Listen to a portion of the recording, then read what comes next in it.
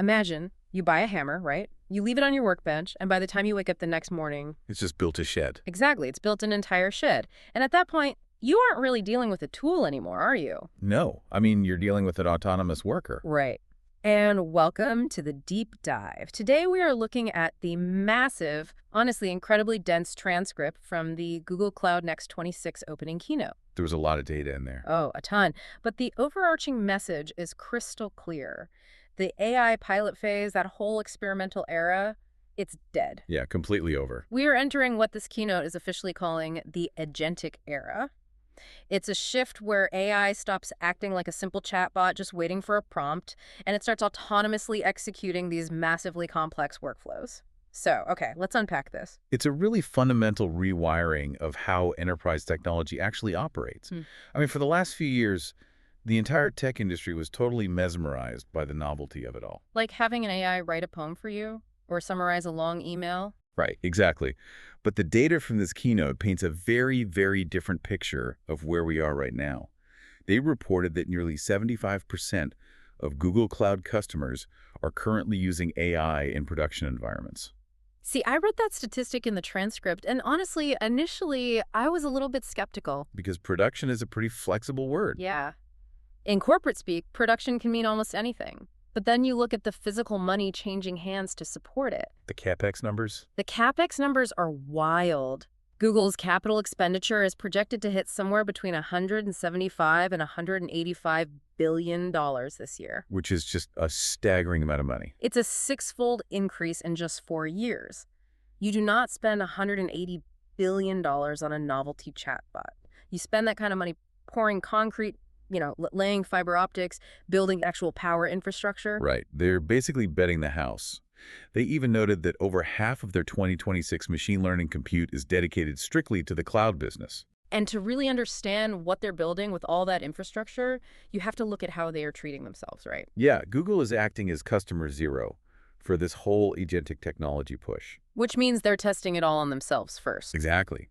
The keynote revealed that 75% of all new code written at Google is now generated by AI. Wait, let's pause on that. 75%. Yeah, and then is subsequently approved by a human engineer.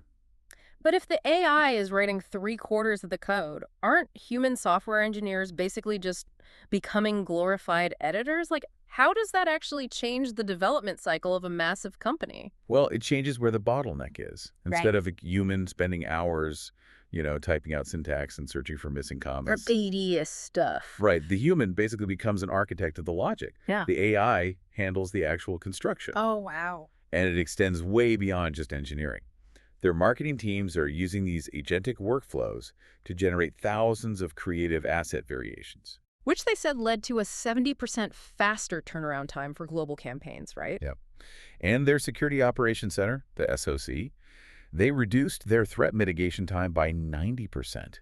We are moving away from individual humans using AI for single tasks to these unified autonomous workflows that just do all the heavy lifting. So it's less like having a really smart encyclopedia sitting on your desk, and it's more like having an entire department of autonomous interns. Interns who don't sleep. Exactly. Interns who can run the errands, write the code, and launch the campaigns while you, the human, just focus on the strategy. That is the core of the agentic era right there.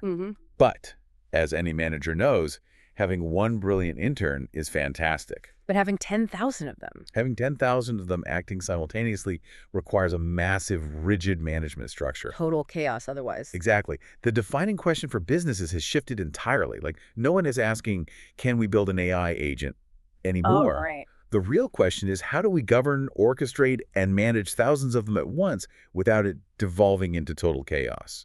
Which brings us to the actual platform they built to handle that chaos.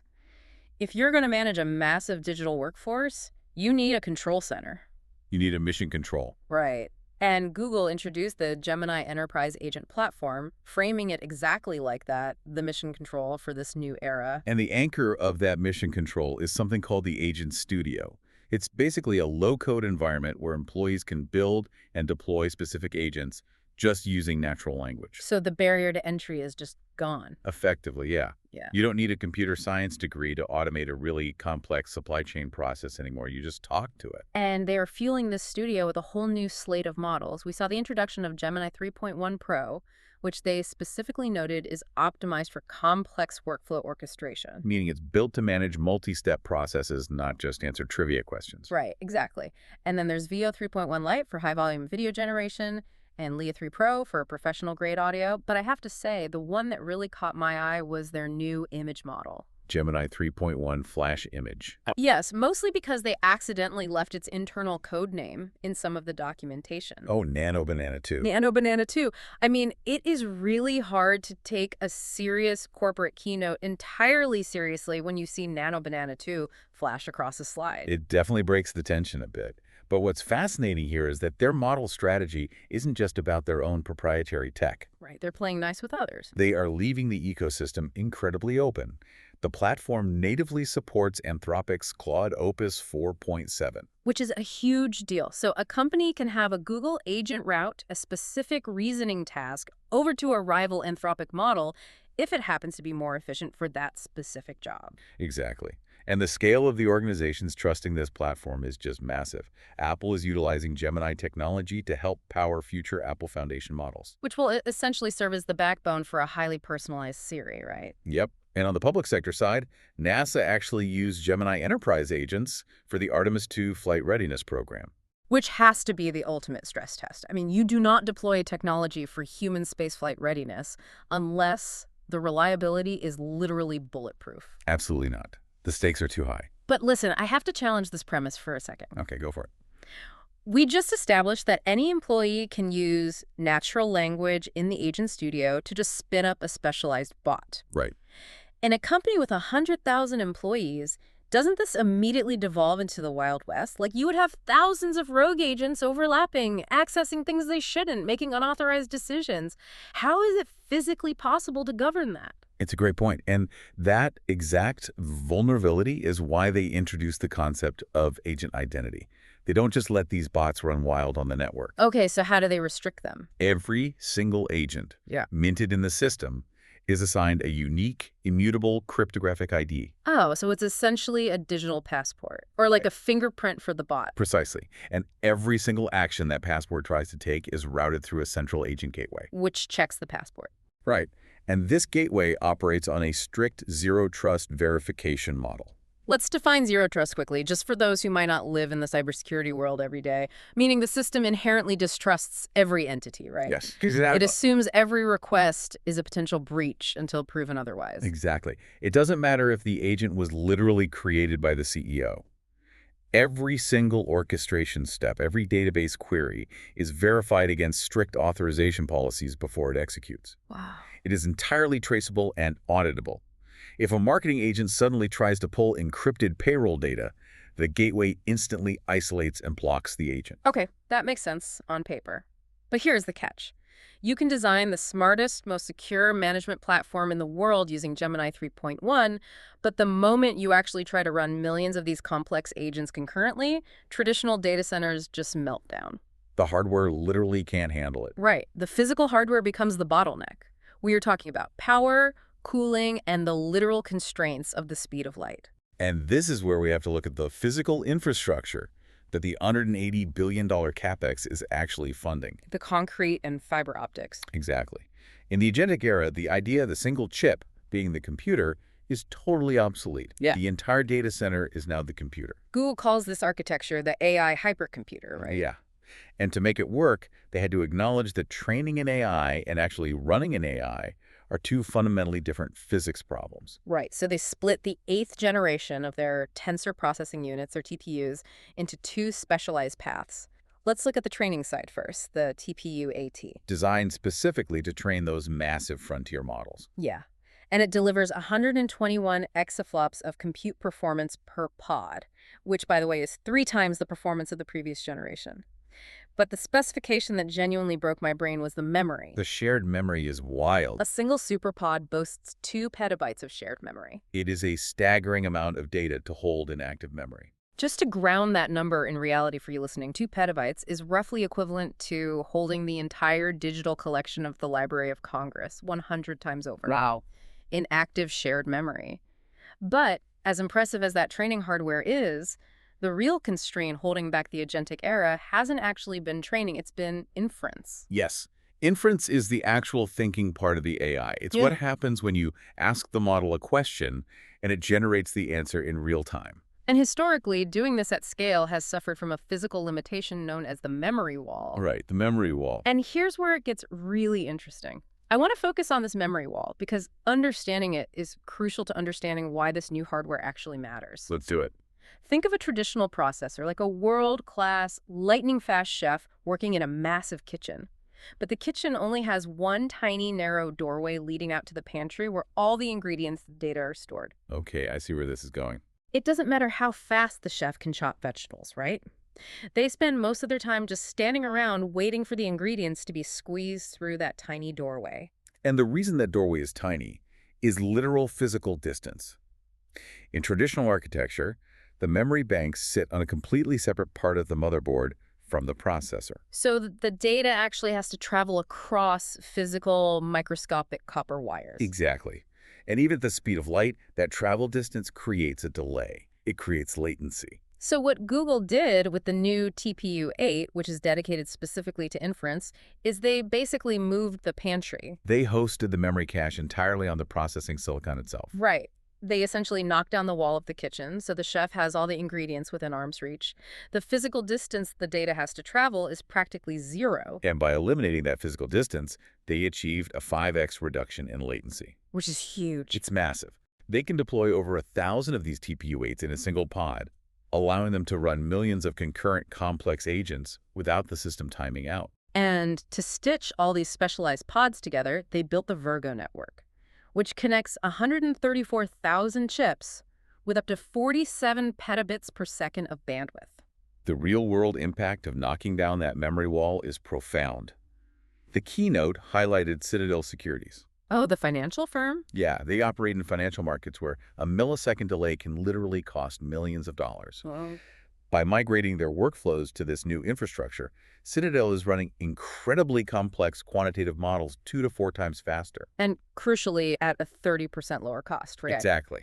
They're taking tasks that used to require weeks of computing time and resolving them in minutes. Weeks down to minutes.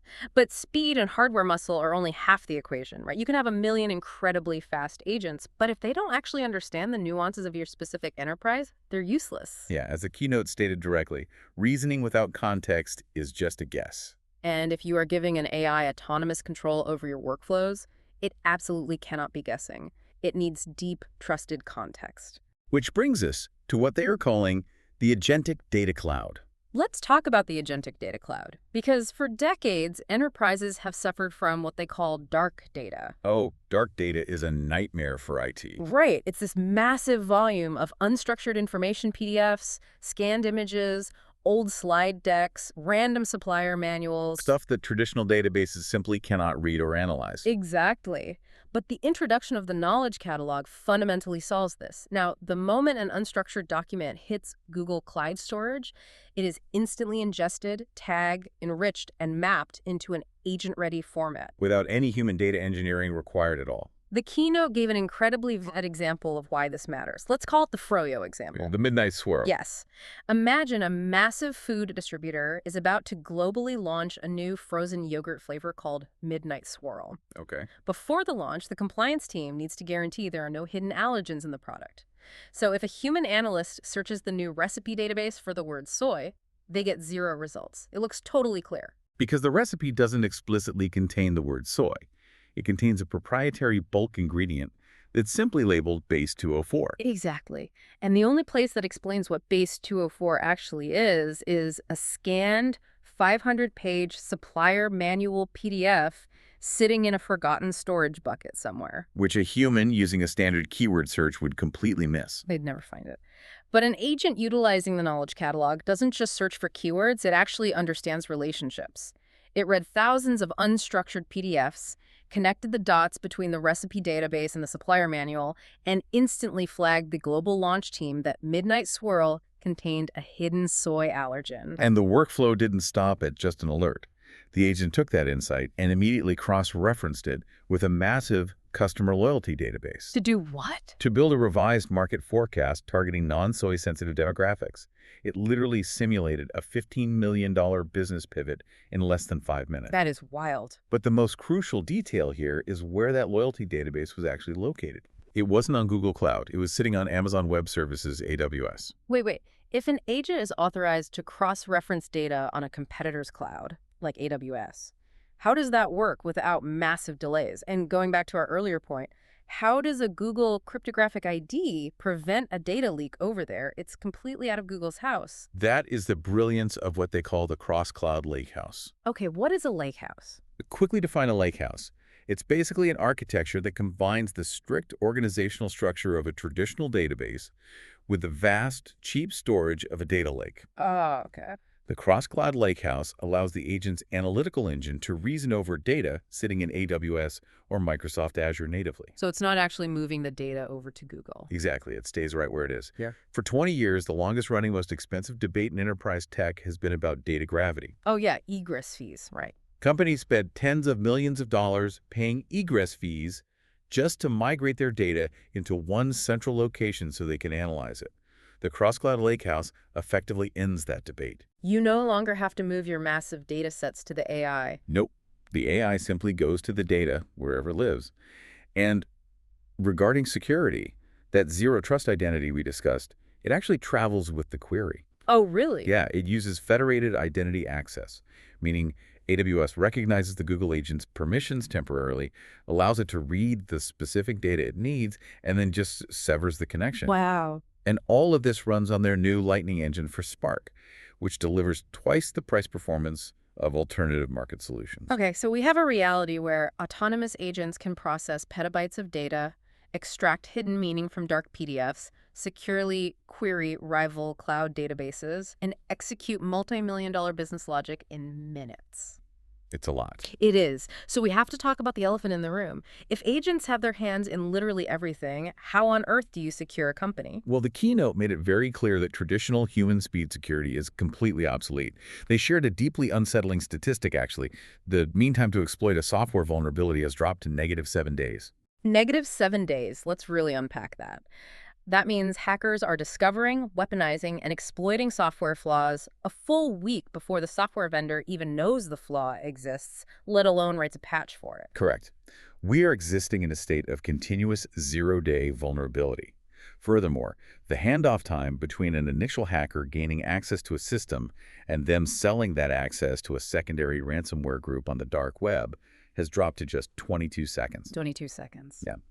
A human security analyst cannot receive an alert, investigate it, and isolate a server in 22 seconds. No way. Cybersecurity is no longer a human battle at all. It is machine speed warfare. So to combat this, Google deeply integrated an AI security platform called Wiz into the cloud infrastructure. And the way Wiz handles this is genuinely fascinating. They deploy a multi-agent immune system. An immune system, I like. Yeah. First, you have the Red Agent. This acts like a relentless, elite, but friendly hacker. It operates continuously, actively attacking your own company's infrastructure, trying to find those -7-day vulnerabilities before the real bad actors do. But the Red Agent doesn't just, send a panicked email to the IT department when it finds a hole. Right. The moment it validates a vulnerability, it triggers the Green Agent. And the Green Agent autonomously identifies the system owner, isolates the exact lines of vulnerable code, and actually writes the remediation patch. It writes the fix itself. Yep. It then submits that patch directly to the human developer for a single-click approval. It is self-healing, autonomous security operating entirely at machine speed. The system attacks itself, finds the breach, and writes the code to fix the breach, all before the human security analyst has even finished their morning coffee. It's incredible. It really is. Now, we spent a lot of time talking about petabytes of memory, data center physics, enterprise security, all these massive concepts. But I want to bring this down to the individual level. Okay, yeah. Think about your own workday. Think about how much of your Tuesday is completely consumed by just hunting for a specific regional sales chart across 10 different applications, or digging through 6 months of chat logs just to find the context of a single decision. Oh, Google actually refers to that wasted friction as the context tax. The context tax. Yeah. We spend half our working hours searching for the right information, and the other half trying to format it so we can actually make a decision. The goal of their workspace intelligence updates is to eliminate that tax entirely. They demonstrated a feature called Ask Gemini that perfectly illustrates this. In the Keynote demo, a user simply types into a prompt, "Find the merchandising playbook from last quarter with the regional sales chart and create a slide deck with a plan for the new campaign." And what happens next is crucial. The user doesn't go and open 15 tabs. No. The agent securely scans the user's private chats, it reads the relevant email threads, navigates to a buried Google Doc to extract the exact sales chart, checks live inventory data, and instantly generates a fully formatted, company-branded slide presentation. It fundamentally changes the relationship between the worker and the software. You are no longer a data gatherer. The agent gathers the data. Exactly. You are elevated entirely to a strategic decision maker, simply reviewing the agent's output. And if we connect this to the bigger picture, this ability for agents to instantly translate unstructured context into actionable data, it extends way beyond digital documents. It actually works in the physical world, too. Oh, right. The sports thing. Yeah, they highlighted a fascinating integration with Olympic snowboarder Shaun White. Right, the sports AI application. I remember wondering how this fit into a cloud computing keynote, but it's actually a perfect example of unstructured data ingestion. Because snowboarding involves incredibly complex physics happening in a fraction of a second. Exactly. And using this new infrastructure, the AI can take standard, flat 2D video of a snowboarder doing a trick and instantly extract 3D flight dynamics. It tracks rotational velocity, board angle, and the exact cork turning points of the athlete in midair. Exactly. It takes the unstructured data of a basic video file and maps it into a precise physics engine in real time. It provides athletes and coaches with objective, data-driven context that the human eye could literally never catch. And we are seeing the same real-time translation in action in everyday consumer interactions, too. Look at the YouTube TV example they showcase. Oh, the customer service call. Yeah. Yeah. A customer called customer service to upgrade to a sports streaming plan, but they weren't speaking to a human. They were speaking to an autonomous voice agent. Which sounded incredibly natural, by the way. Totally. The agent understood the nuanced request, instantly verified the account's streaming limits on the back end, executed the upgrade, and sent a confirmation text message right to the user's phone. And then it switched languages. Yes. Then, without missing a beat, the agent seamlessly switched to speaking fluent Spanish to summarize the new plan details for the user's father-in-law, who happened to be in the room. All of it was completely autonomous. Zero human intervention.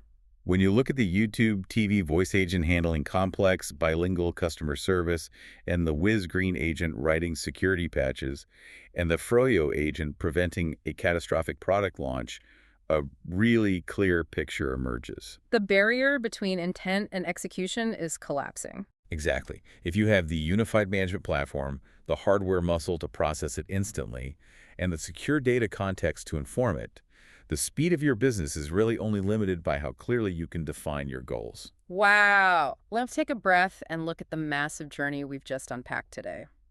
We started by exploring the philosophical and financial shift into the agentic era, moving away from novelty chat bots to a $180 billion infrastructure investment. We examined the Gemini Enterprise mission control, managing thousands of bots governed by zero-trust identity. We dug right into the physical data center, exploring how the TPU-8 literally knocked down the memory wall by putting the cache directly on the silicon. We watched agents securely cross rival cloud boundaries to connect a global supply chain. And we saw AI immune systems hacking and patching themselves at machine speed.